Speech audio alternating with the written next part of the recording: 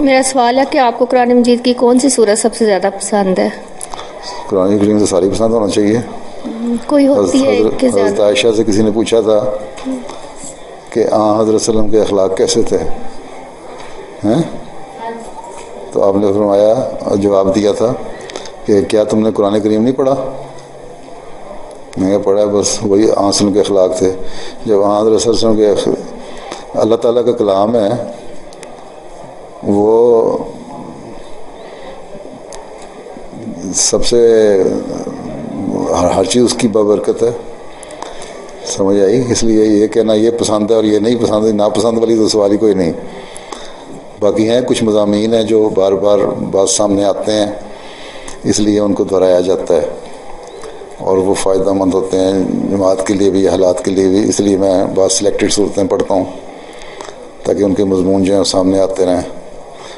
کبھی کسی کو غور کرنے کا پتہ لگ جائے تو کر لے گا.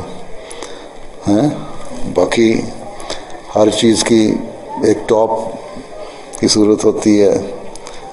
جس طرح آنسر نے فرمایا کہ آیت الکرسی جو ہے یہ اس کی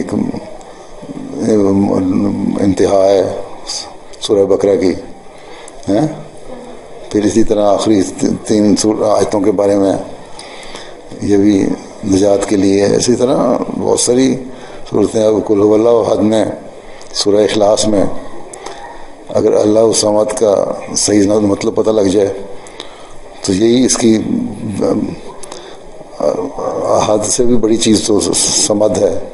اس لیے کہ اس میں کا مطلب یہ ہے، لوگ کہتے ہیں اللہ تعالیٰ غنی کا مطلب یہ ہے کہ اللہ تعالیٰ کو کبھی موت نہیں آئے گی، وہ ہمیشہ سے ہے، ہمیشہ رہے گا، اور ہر چیز ہلاک ہونے والی ہے، وہ کبھی ختم ہونے والا نہیں. تو سمد میں یہ اتنے بڑے وسیع معنی ہیں. اور جو ہمیشہ رہنے والا ہے کہ کبھی ہلاک نہیں ہونا، ہر چیز ہلاک ہونے والی ہے، تو کہتا ہے اسی کی پناہ میں آؤ، اسی کے پاس جاؤ. وہ عہد بھی ہے. اور یاد رکھو کہ تمہارے عمل کام آئیں گے، نہ وہ کسی کا باپ ہے نہ بیٹا. اس لیے رشتہ داری والی بات کوئی نہیں ہے. اللہ سے صحیح لو لگاؤ، اس کی پناہ تلاش کرو تو نجات ہے. تو ہر صورت میں ہر آیت کا کوئی نہ کوئی ایک اس انتہا ہوتی ہے اس کی.